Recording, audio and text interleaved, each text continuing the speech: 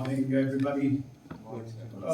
The dignitaries on the dais, to start with, Shri Deepak Ji, who's the director, or should I say the regional director of NSS, based out of Guwahati, Professor Kakuti, very known figure, very revered also, and had a privilege of interacting with him briefly through some projects.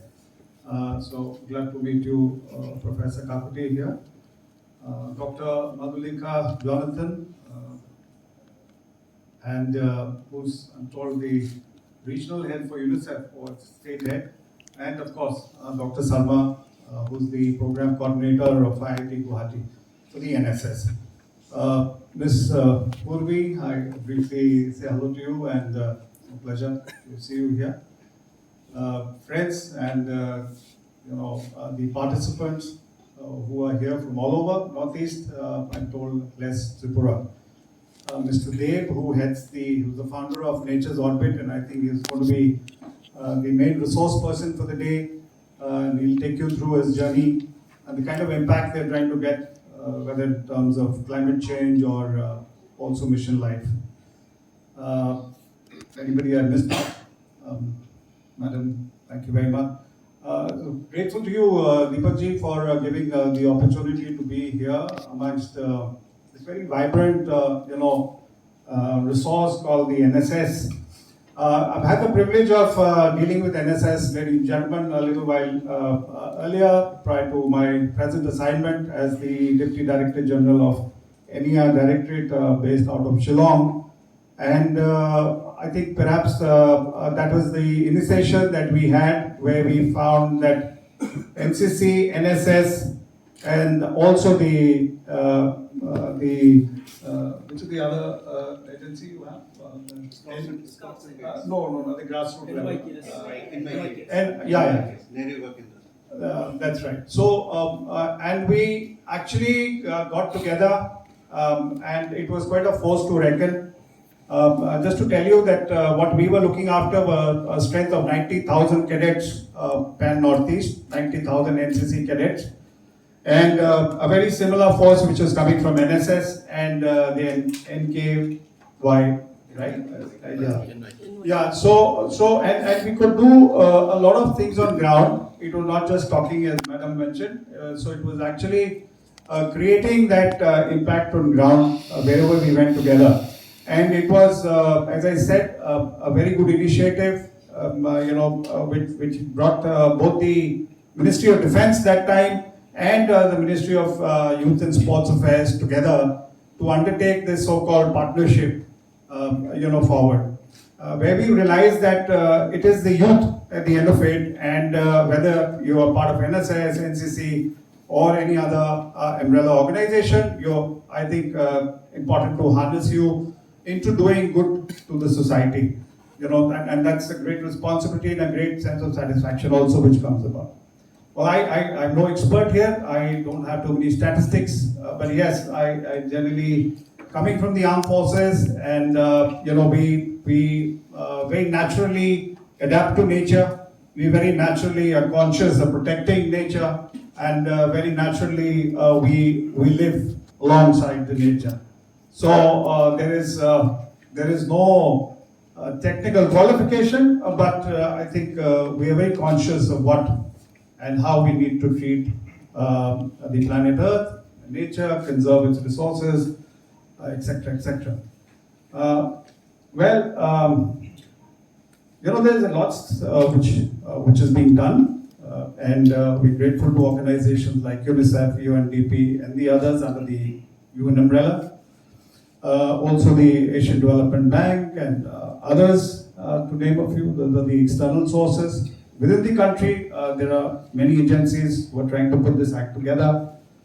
As you all are aware, the Honorable Prime Minister Shri Narendra Modi ji announced this in 2021 during COP26, where he declared and announced to the world that we need to launch Mission Life. So that is from the highest podium, where he went and actually gave this whole thought to the world. And there is a lot of follow-up which has happened. Incidentally, we were the nodal agency to organize the Surajkund Fair as the theme state. Northeast was the theme state this year.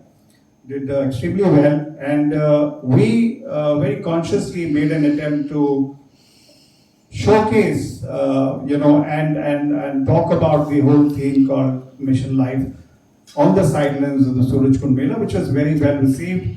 I'm sure my friend Dev would elaborate on that later. So, and this is something which is, it is life and it is life both. It is something that we are feeling every day.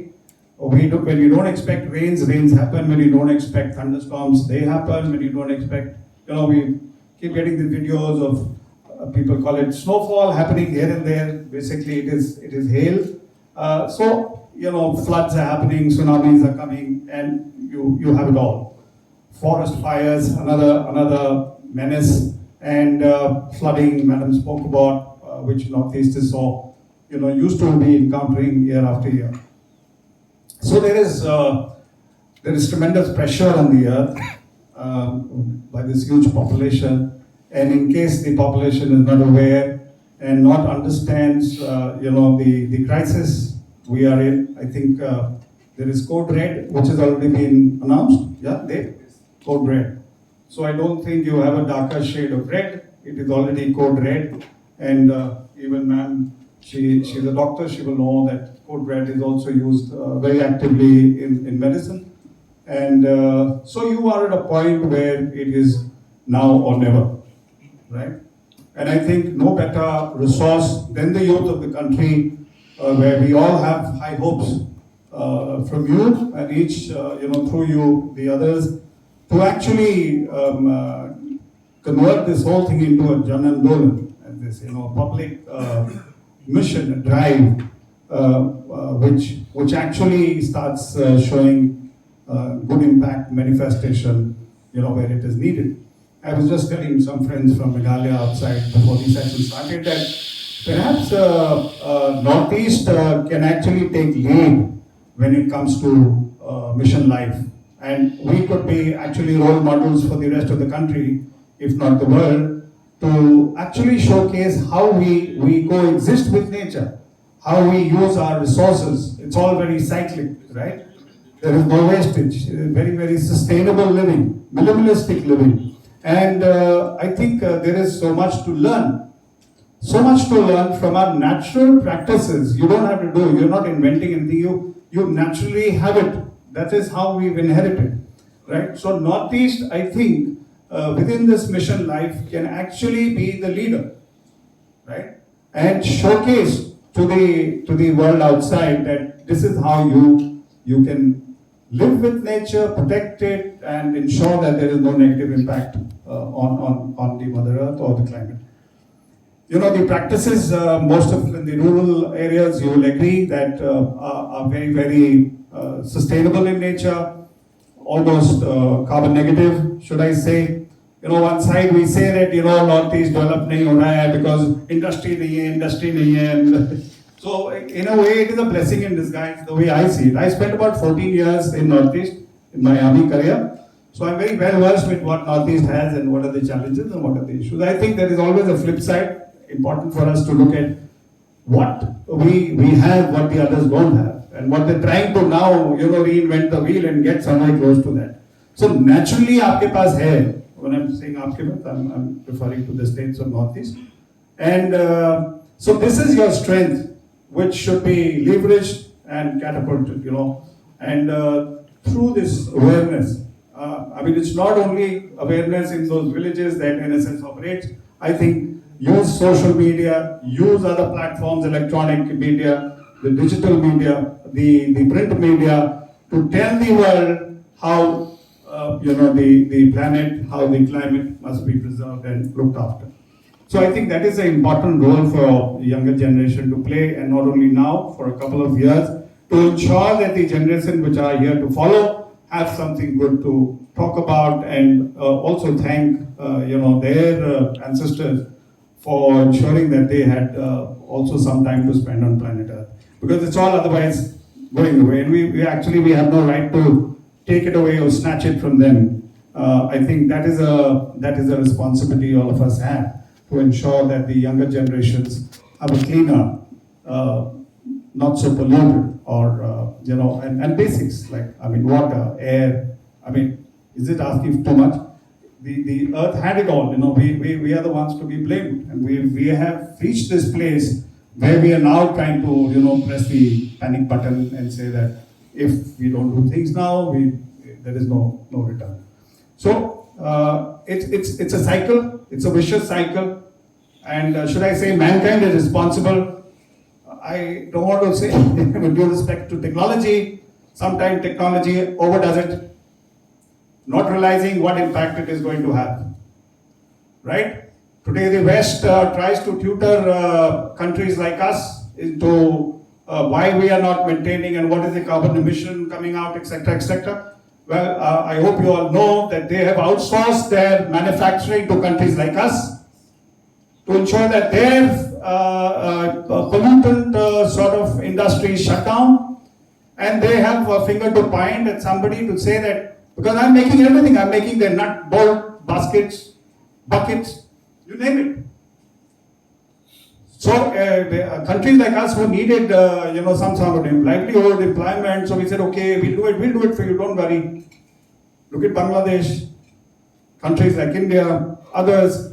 We are one of the biggest polluters. Why have we become biggest polluters? We were never like that.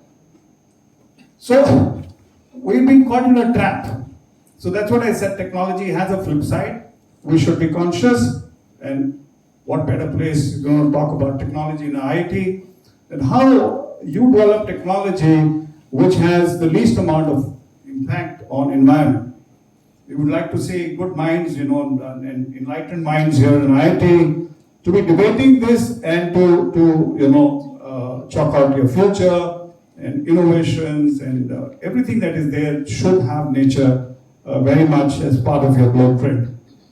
So what about UNICEF? I'm grateful that you're here.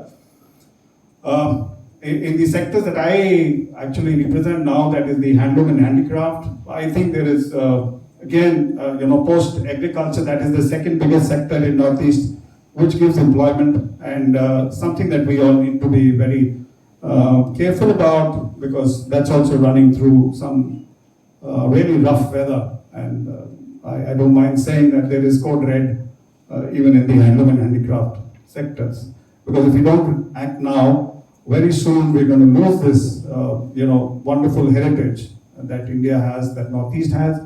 And you may have a situation where most of it would be read in history books, that this is where we had so many weaves we had, and so many patterns we had, and so many handicraft products we used to make.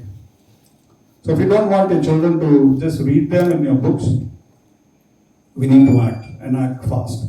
So I think UNICEF can play an important role there, because largely aimed at the children, but then I think women is also part of it somewhere. And largely, almost I would say 95% of the artisans in Northeast particularly are women and children or young girls. So I think we also have a responsibility towards them.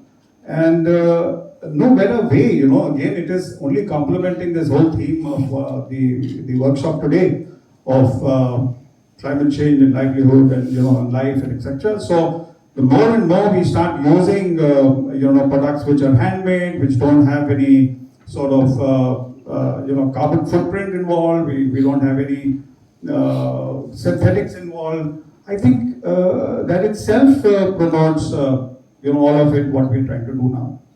So it is a sector which is in distress, it is a sector which needs help.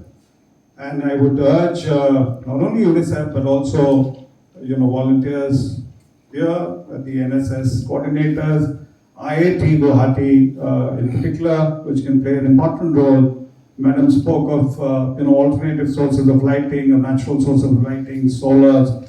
There is so much that we can do to ensure that these livelihoods are protected and they continue with what they're trying to do. So Yes, I look at the conversions happening with UNICEF, I see conversions happening with IIT, and trying to preserve this very important asset which North India is proud of today, both in terms of handicraft and handloom. Thank you very much, ladies and gentlemen. It's been a pleasure talking to you. Wish you all the best for the workshop, and thank you once again for the organizers for putting this together. Thank you and Jai Hind.